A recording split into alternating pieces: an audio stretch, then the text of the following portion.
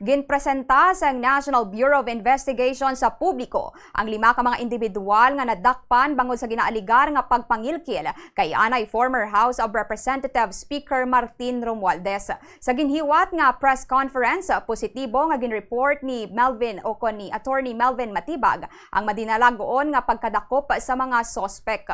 Upod man sa mga nadakpan among online media personality nga si Franco Mabanta.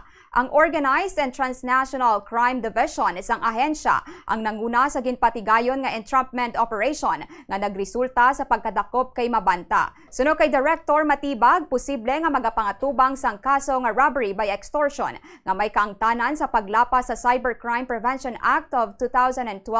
Sa investigasyon, ginaaligar nga ginpahog pa ni Mabanta si Romualdez sa paagi sa isa ka intermediary nga ipagwa sini ang isa ka video nga magaangot sa iya sa korupsyon na batok sa opisyal.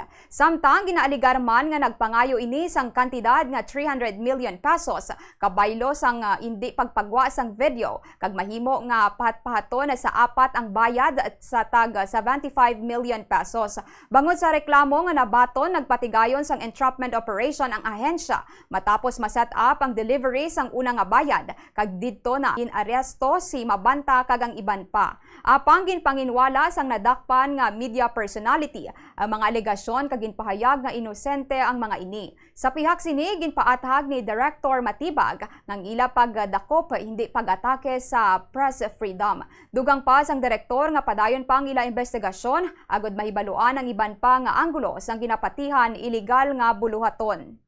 Kayo mga nasa media, you will also be a victim here.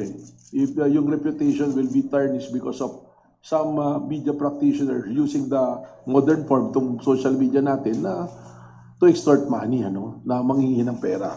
Yung press freedom, okay yan, we protect it. But criminal activities will go after it.